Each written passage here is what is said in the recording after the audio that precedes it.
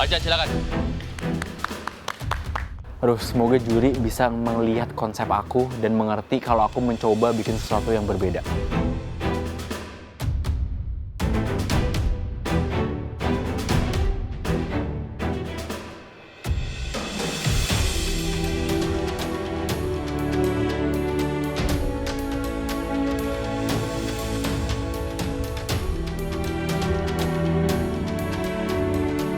Tadi dagingnya saya pakai 2 tipe, ada yang di presto, ada juga yang rib eye-nya diolesin sotonya dan dibakar.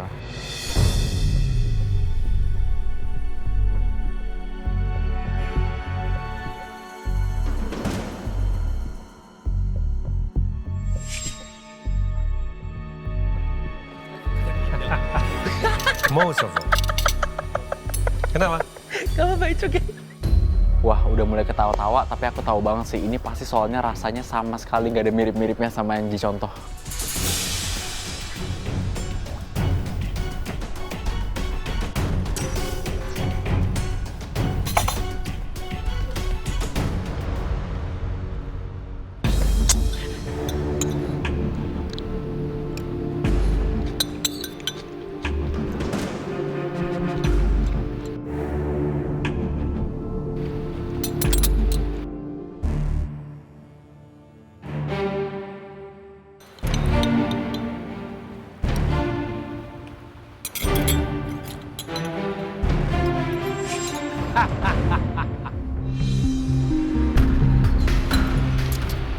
Oke.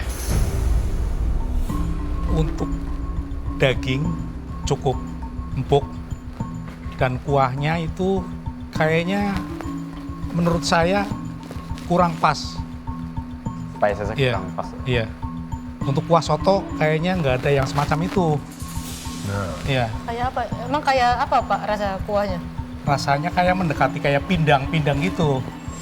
Ya, Waduh, Arsyan, kok bisa sih bikin soto dibilang rasanya mirip kayak pindang?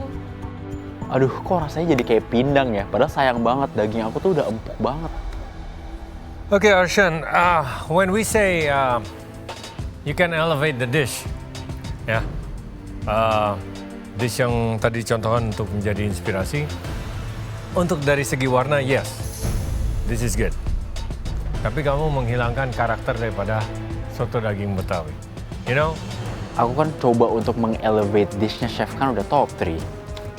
Well, Arshan is a creative boy, but I think for this dish, he's too creative. So, come on, Arshan. you know, ini kalau Pak Umar bilang seperti pindang, kalau saya bilang seperti asam-asam daging dengan Yes. santan, you know.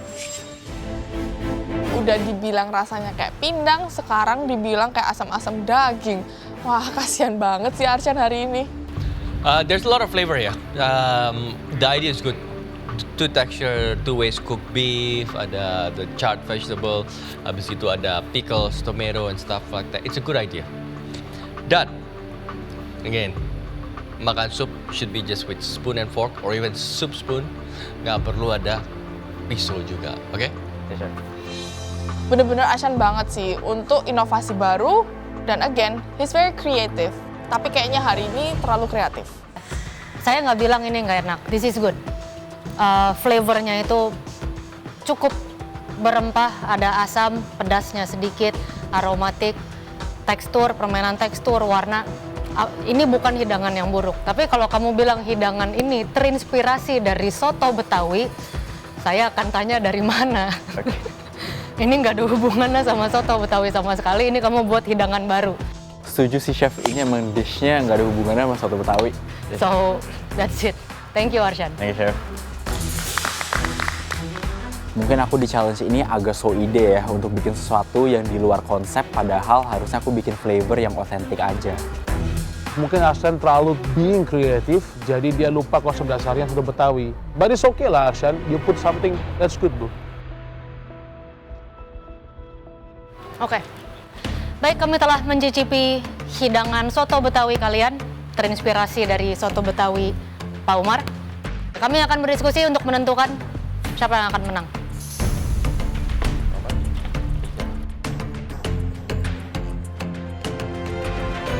Sana beda rasa, beda begini. Ya.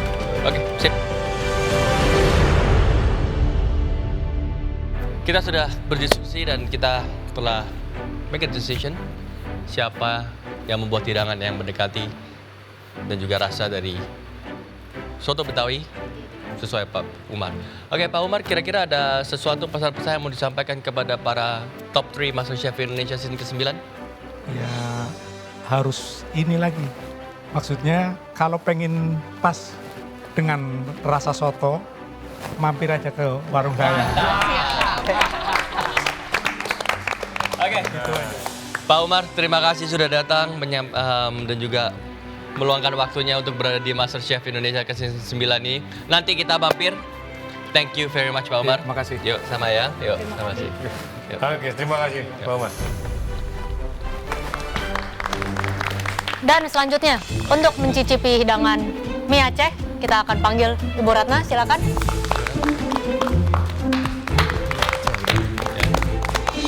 Jadi Ibu, ini hidangannya namanya apa seharusnya? Mie Aceh, tumis Mie Aceh, benar. kepiting, iya. Mie Aceh tumis kepiting. Tumis kepiting. Oke, siap. Oke. Mari Benar, kita berarti ya. cicipi siapa?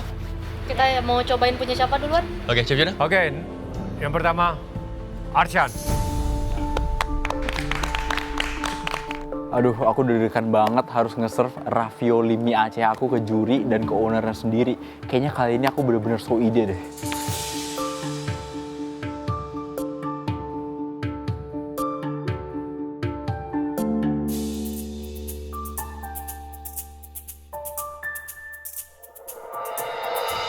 Wih, Soalnya ada ravioli, isiannya ada kepiting sama dicampur lobster sedikit. Arshan bikin ravioli dan again he's making another innovation dish dan it's very Arshan tapi nggak tahu untuk challenge ini apakah itu sesuai. tapi kenapa kamu menyulap mie jadi ravioli? Pengen coba something different aja, Chef. Arshan bikin mie Aceh, tapi dia menjadikannya ravioli. It's actually good concept, karena mie and pasta is quite similar. But, flavornya gimana tuh? Hopefully flavornya lebih mendekati. But you're not getting the concept of mie Aceh tumis kepiting. Ya, Chef.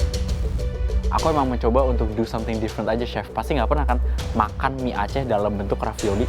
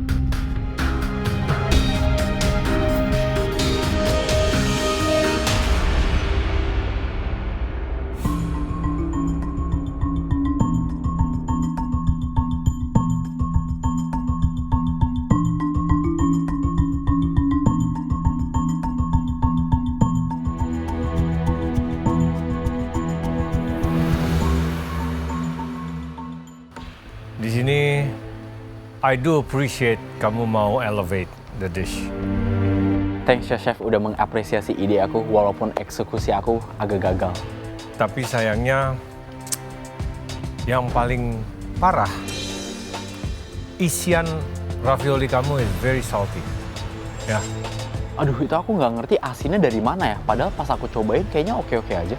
kamu mixnya apa aja? Kepiting, lobster, Lobster sama bumbu merah dari buat mie-nya. semuanya. Sama yang di luar sama? Sama yang di luar sama tapi nggak dimasak barengan. Maybe you add more salt or something on that one. Saya kebagian, saya makan raviolinya, kebagian itu asin. Oke, ya, Chef. Ya, dan ya, I'm pretty sure itu dari isiannya, bukan dari bumbu luarnya. Oke? Aduh, sayang sekali. Feelingnya katanya terlalu asin. Coba kalau misalnya seasoningnya itu rata, I think it's gonna be a very good dish. Ibu gimana? Dari rasa mie Acehnya sendiri apakah dapat atau walaupun bentuknya berbeda? Kurang dapat sih ya. Pertama bumbu rempahnya itu sepertinya tidak menonjol gitu. Karena biasanya kalau masakan Aceh itu bumbu rempahnya harus kuat gitu ya. Jadi agak Kurang. melenceng. Oke. Aduh, iya aku harus akuin ini kayaknya hari ini aku melenceng banget deh. Soto Betawi aku juga aneh, mie aku juga jadi ravioli. Kenapa sih, Shan? Oke, Arshan, saya lupakan saja kalau ini ravioli bukan mie. Anggap saja judulnya adalah ravioli tumis Aceh kepiting, Yes, chef. misalnya. And itu masuk, oke, noodle, ravioli, boleh masuk ke satu family ya. Di sini untuk satu hidangan ini, untuk kamu mengambil judul tumis Aceh kepiting, sangat setuju sama Bu Ratna. Rempahnya tuh sangat belum keluar ya. Jujur sih, rempah-rempah Aceh aku emang gak familiar banget. Masakan Indo emang is not my strength at all. Sayang banget, Chan. Padahal ide kamu tuh udah keren banget loh menurut aku. Tapi again, this is inspirational dish dan authentic flavornya tetap nggak boleh terlalu jauh. Ya, walaupun ada komponen semua, belum keluar rempahnya. Tapi ini seperti kayak bumbu merah yang dimasak dengan Kayak bumbu merah, ya. bisa. Dan juga kalau misalnya tumis mie itu kan we need to saute or stir fry kind of thing. Ini mungkin kamu habis dari ravioli kamu masukin cook bareng sama bumbunya, right? So you don't get that chart sama wanginya itu tidak keluar gitu ya. Well, I feel you as well, Arshan. Kita emang susah menentukan mana rempah yang bagus untuk mie Aceh ini. And I do appreciate the skill, the ideas. Ya. Emang hebat sih Arshan. Di challenge kayak gini, dia tetap bisa show his skill and also innovation in order to make extraordinary dish. But again, I think you missed on the concept of menu. Okay, thank you Arshan. Hey, chef. Aku sih udah tahu banget dari dua dish aku ini pasti nggak ada yang aman, soalnya jauh banget dari contohnya.